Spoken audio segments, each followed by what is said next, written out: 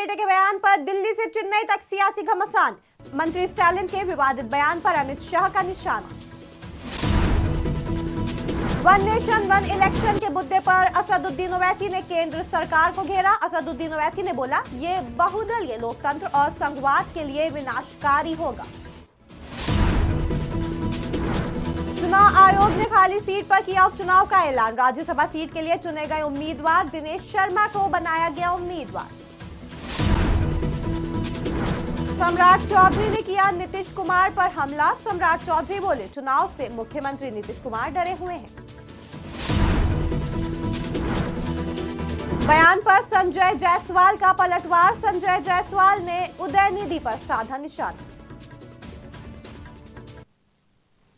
नमस्कार, आप देख रहे हैं आज की खबर। आपके साथ मैं हूं अफीफा मलिक। तमिलनाडु के मुख्यमंत्री एम.के. स्टालिन के बेटे उदयनिधि स्टालिन के सनातन धर्म पर दिए गए बयान के बाद बवाल शुरू हो गया है। सोशल मीडिया पर भाजपा नेताओं समेत कई लोग उदयनिधि के बयान पर अपना विरोध दर्ज कर रहे हैं।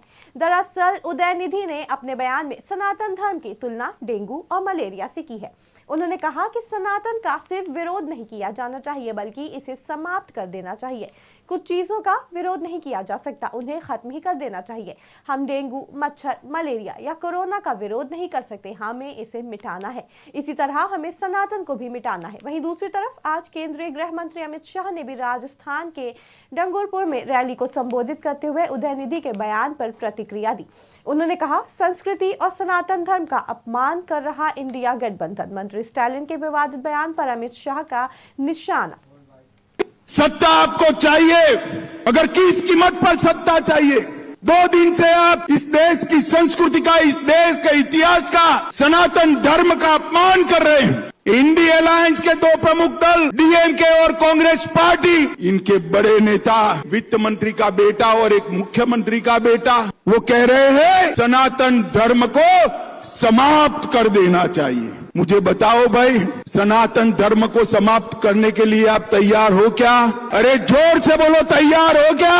माताएं बहनें भी बोले, तैयार है क्या? इन लोगों ने वोट बैंक की और तुष्टीकरण की राजनीति करने के लिए सनातन धर्म को समाप्त करने की बात की है। हमारी संस्कृति, हमारे इतिहास और सनातन धर्म का अपमान किया है, और ये कोई पहली बार नहीं किया है। ये मनमोहन सिंह जी ने कहा था बजट पर पहला। वन नेशन वन इलेक्शन के मुद्दे पर असदुद्दीन ओवैसी ने केंद्र सरकार को घेरा है। उन्होंने इसे बहुदलीय संसदीय लोकतंत्र और संघवाद के लिए विनाशकारी करार दिया। एआईएमआईएम प्रमुख और हैदराबाद सांसद असदुद्दीन ओवैसी ने वन नेशन वन इलेक्शन के मुद्दे पर कहा कि ये बहुदलीय लोकतंत्र और संघवाद के लिए विनाशकारी होगा। साथ ही सोशल मीडिया प्लेटफॉर्म एक्स, पूर्व में जिसे ट्विटर के नाम से जाना जाता था, पर एक कॉपी की फोटो शेयर करते हुए लिखा कि ये उस समिति की नियुक्ति की अधिसूचना है जो वन नेशन वन इलेक्शन के मामले को देखेगी। साफ है कि ये बस एक औपचारिकता है और सरकार पहले ही इस पर आगे बढ़ने का फैसला कर चुकी है। एक राष्ट्र एक चुनाव बहुदलीय संसदीय लोकतंत्र और संघवाद के लिए विनाशकारी होगा, ऐसा असदुद्दीन ओवैसी का कहना है। भाजपा ने उत्तर प्रदेश के खाली हुए एक राज्यसभा सीट के लिए पूर्व उप मुख्यमंत्री दिनेश शर्मा को उम्मीदवार बनाया है। बता दें, चुनाव आयोग ने पिछले महीने खाली सीट पर उपचुनाव का ऐलान किया था और भाजपा सांसद हरद्वार दुबे के निधन के बाद ये सीट खाली हुई थी। वहीं अब मौजूदा समय में उत्तर प्रदेश के 31 राज्यसभा सांसदों ने भाजपा के 25 सांसद हैं। भाजपा के प्रदेश अध्यक्ष सम्राट चौधरी ने मुख्यमंत्री नीतीश कुमार को डरपोक बोलकर करारा जवाब। उन्होंने कहा कि प्रधानमंत्री Modi one nation one election की घोषणा इसलिए की है क्योंकि उनको जनता पर भरोसा है, लेकिन मुख्यमंत्री नीतीश कुमार का जनमत और बिखर चुका है, इसलिए भाजपा को किसी बात का भय नहीं है, बल्कि चुनाव से मुख्यमंत्री नीतीश कुमार डर गए हैं। नीतीश बाबू डरने वाले चुनाव की बात नहीं करते हैं, हारने वाले चुनाव से भागते हैं। आपको यदि हिम्मत है तो बिहार में चुनाव की घोषणा कीजिए। मैं जानता हूं आप डरे हुए, क्योंकि आपका जनमत आपका पूरी तरह खत्म हो चुका है।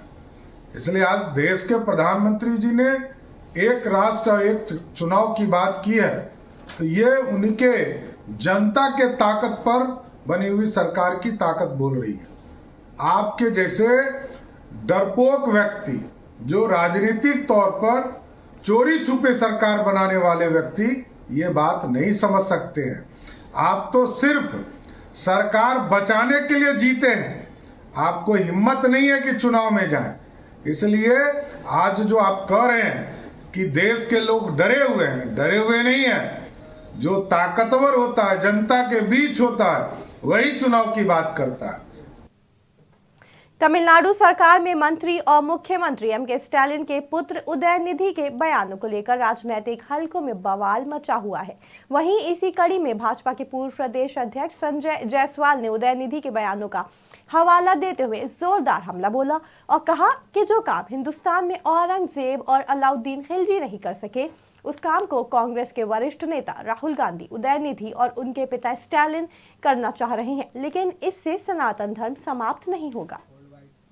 विपक्ष का गठबंधन केवल भारत के बहुसंख्यक आबादी को नीचे दिखाने के लिए ही बना है। जिस तरह से उदयनिधि ने यह बात कहा कि हिंदुस्तान से सभी सनातन धर्म वालों को समाप्त कर देना चाहिए, सनातन धर्म को समाप्त कर देना चाहिए, जो काम अलाउद्दीन खिलजी नहीं कर सका, जो काम औरंगजेब नहीं कर सका, अगर उदयनिधि, स्टालिन और राहुल गांधी यह समझते हैं कि हम सभी बहुसंख्यकों को वह समाप्त कर देंगे, तो यह भूल है।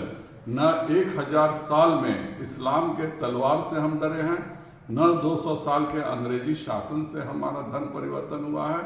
हम सनातनी हैं, सनातन रहेंगे, और जब तक पृथ्वी रहेगी इस देश में सनातन धर्म भी रहेगा। हम कभी किसी दूसरे धर्म का विरोध नहीं करते हैं, लेकिन यह पूरा जो घमंडिया गठबंधन है उसका एक ही लक्ष्य है कि भारत से हिंदुओं को समाप्त कर देना, भारत से सनातन धर्मियों को समाप्त कर देना।